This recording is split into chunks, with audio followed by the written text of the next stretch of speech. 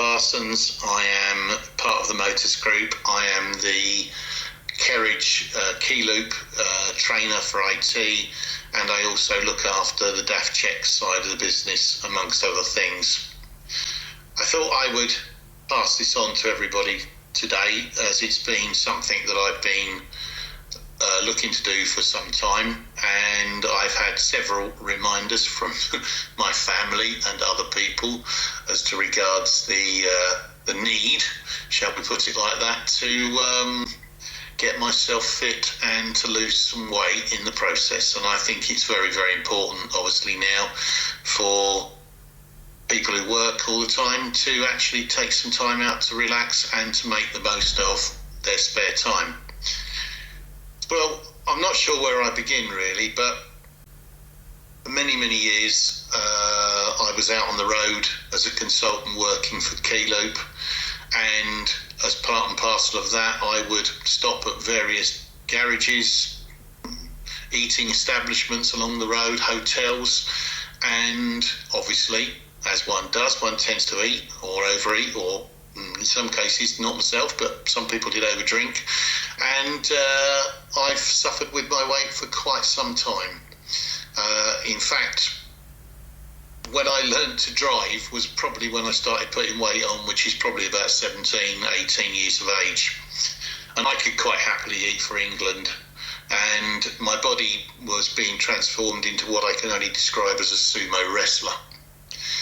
So about 20 years ago, I was on a plan to try and assist me in keeping my weight down, but really within myself, I never felt great about any weight loss program. My partner at the time was training to run the London Marathon and was doing absolutely brilliantly and putting me totally to shame. To say the least, she eventually completed that race the next year, and congratulations, it took a lot for her to do that, and she definitely made the most of it. But I could never find that happy balance. Despite playing football for all my life and being a football referee for over 25 years, I never really thought I was unfit. How wrong was I?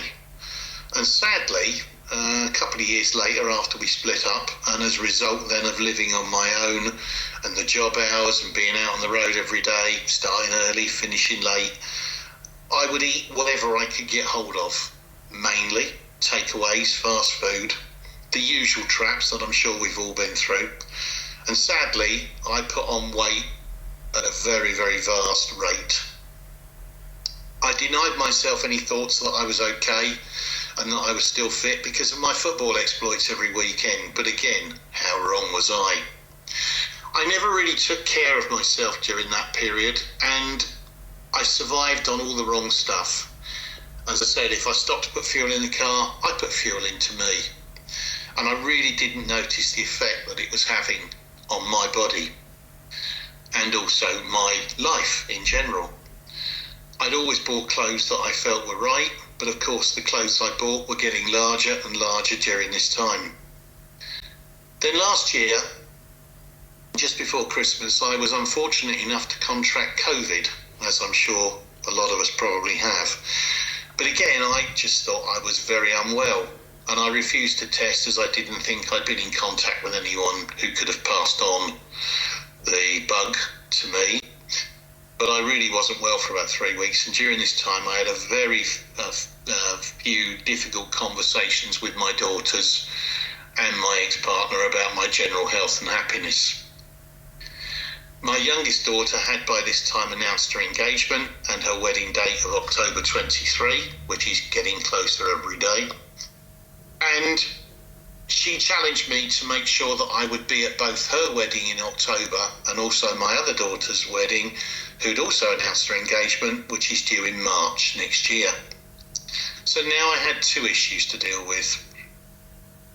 My youngest, Amy, had been attending Slimming World for a few months because she wanted to lose just over a stone for her wedding, and she asked me to go with her to the classes on Monday nights, local to us here in Northampton. And being a bloke, I went, I'm not going in there. That's full of people that think they need to lose weight, and I don't need to be one of those. Again, how wrong was I? Eventually, I relented and agreed to attend at least the one meeting that I'd gone along to. The ironic thing that was, while I agreed to go, I was tucking into a big English breakfast, and despite my worst wrongly held fears and prejudices about Slimming World, I went along. And I was quite surprised to find that there were 5 or 6 guys in that very meeting, all on the weight loss program. Now, when I'm presented with that sort of situation, I dig in and I say, okay, if you're going, lads, you're not going to beat me. I will show them what's what. And Marty doesn't allow things like that to beat him. And if I was going to get this done, I knew things really had to change. The gentleman who ran the club, a guy called Stuart, had been in a similar situation a few years before, and he'd now become a consultant for Slimming World. And we had a long chat about many things, mostly Slimming World, diet, food, but also football. He's a Spurs fan and I'm a Luton Town fan. Doesn't go down very well. But Stuart assured me that as he himself had once been well into the 20 stone mark, it was Slimming World that gave him a new lease of life to lose weight and become what he considered to be normal again. So on that basis, I thought to myself, right, here we go. And I attended my first class. Just to put a point on this, I still go every week to classes because I need to make sure that I'm doing everything I can to continue both my weight loss journey and my exercise routine and my eating habits. And in the 24 or 25 weeks since I started attending Slimming World, I've lost just over 4 stone. In fact, 4 stone 2.5 to be precise this week.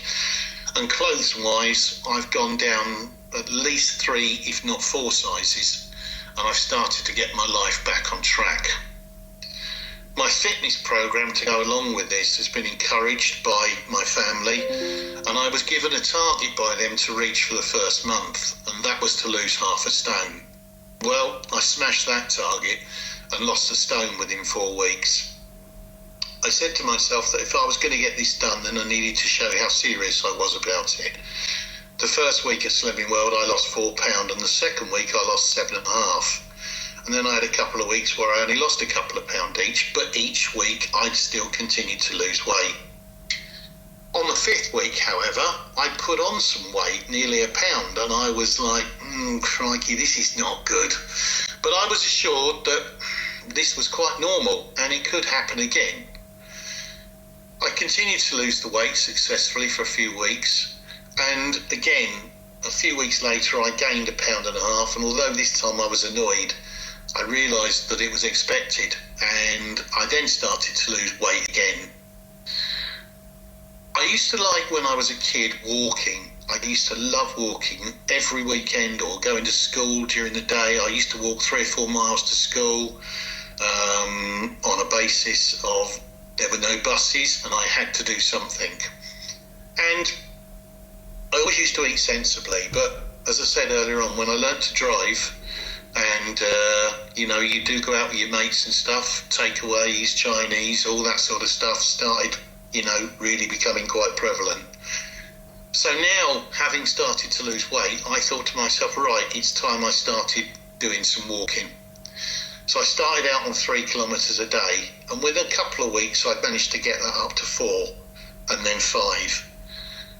I started taking an hour or so at lunch to go and walk the 3 kilometres, and by the end of that first month, I'd got that down to, say, 45 minutes for 5 kilometres. And as I said, I used to work everywhere when I was a kid. And I got that wonderful feeling that I was actually doing some good for myself. And so it proved. A couple of years ago, unfortunately, I was diagnosed as having diabetes 2, which, when you're told that as a bloke, well, even as a woman, that's not good. And it was obviously prevalent in my family. And because of that, I decided that I needed to get rid of this, or at least put it into remission. And I started to become better at my fitness times. I was challenged then by my younger sister, who to her credit, runs marathons, 10 kilometre park runs every week, and generally keeps herself fit. And she challenged me to do a park run in April. I thought I'd be okay. So I enrolled in the local park run environment, and on the first one, my ex, my 2 daughters, my sister, and 3 dogs all went along for the first 5 kilometre park run. I must admit, I walk it most weeks because I don't enjoy running and it plays havoc with your knees. And as you get older, and I've now reached the grand old age of 63, I have to try and look after my knees because I've only got one pair. And I hear so many people say, oh, I've got to get my knee done. And I think, no, I'll hang on to mine, thank you. And I achieved a time that first week of around about 57 minutes, which I was over the moon with. And subsequently, over the last 11 weeks, and I've only been attending for 11 weeks now, I've been getting my time down by 2 minutes each week. So I can now do 5 kilometres in around about 44, 46 minutes. And the encouragement I got that first week was fantastic. And I'll always be grateful for that support from my family and friends, and dogs included, and the park run family that I now attend. I genuinely thought park run would be this sort of elitism where people who were fit, healthy, and who wanted to prove that they could run for Britain would be out there every week doing their thing and showing everybody how good they were. And there are quite a lot of runners who do run for clubs and who come along every week, but they always encourage me to keep going. They always talk to me as we're going round, and I've done a fair bit of volunteering for them as well. So it's a real eye-opener as far as my fitness was concerned. And now I love going on a Saturday morning, getting up early, about 8 o'clock, going for a park run at 9. It takes around about 45 minutes to an hour to complete, and it's making my level of fitness fantastic. I really have made a huge difference, and that 4 stone has come off in the last 24, 25 weeks, I have to say has been partly due to Slimming World, partly due to my own exercise routine, but a lot of it's down to Park Walk and the regular exercise that you get. I've met and made so many good friends, and there are people there every week. I see runners, I see walkers, I see mums running with their children, mums with buggies, all age groups from anything between 8 and 80, proving that fitness, as it is an important thing for us all. But it doesn't have to be difficult. It can be a wonderfully pleasurable thing to do. There's no joining fee, there's no elitism, everyone encourages everyone, and it's great community as well. Give it a go, you could well be surprised. Your local area will have a park run place, and it's free. You don't have to join if you don't want to, but you can go round every week, you can walk round, you can walk backwards, you could do cartwheels if you want, but I have to be honest and say it's made a huge difference to me. Now, as I said, as a 63-year-old, I'm looking after myself so much better than I ever did. I don't eat takeaways, I don't eat Chinese, I don't touch Indian food, I don't touch any fast foods, no pies and pasties, no beer, or extremely very little, and it's usually 0% alcohol these days, and I cook everything in my slow cooker, which I find is the greatest invention that man's ever made. I chuck it on about 11 o'clock in the morning, and it's done for 5:30, 6 o'clock at night, and I love my food now. I really do enjoy it. Before Christmas, when I had COVID, I hated food, I couldn't eat, I didn't want to eat, and I didn't do anything about it. And I have to say that slow cooker is probably the single best tool that I've bought in the last 2 years. I eat sensibly, and one of the things that Slimming World's taught me is I have to food optimise, which is basically making sure I get plenty of vegetables, meat or protein, low fat or zero fat foods, and I ensure that I have plenty to drink during the day, usually consisting of water, but any drink will do as long as it's sensible. I walk 5k at least 3 days a week, and that has helped me to keep the weight off.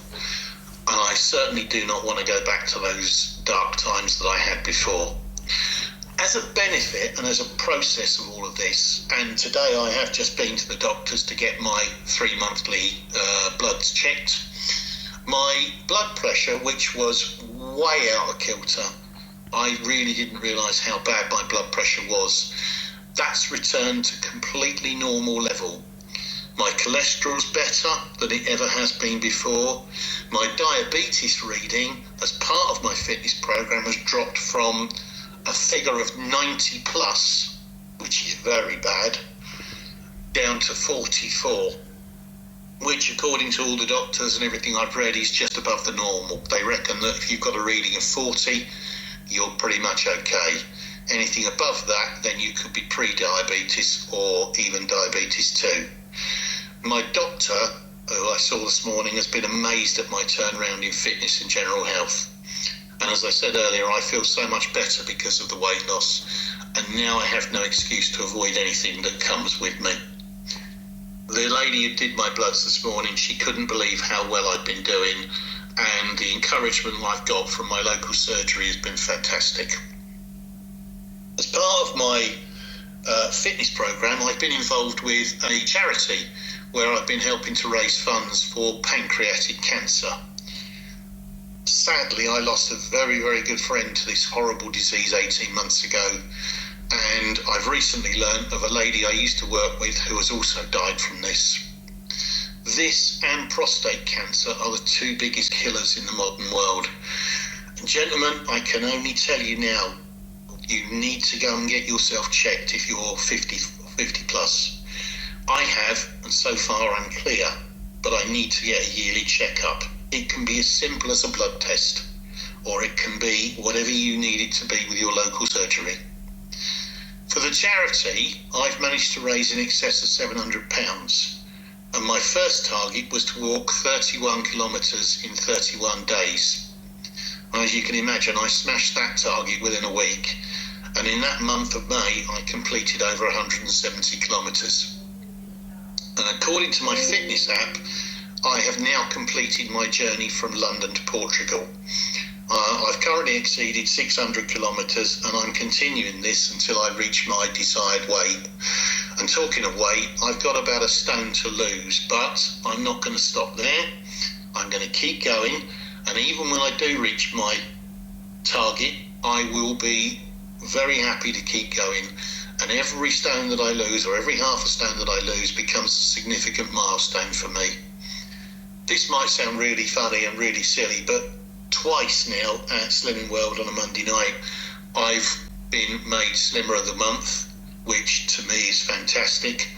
It sounds a really silly thing to get, Slimmer of the Month, but no, it's been fantastic.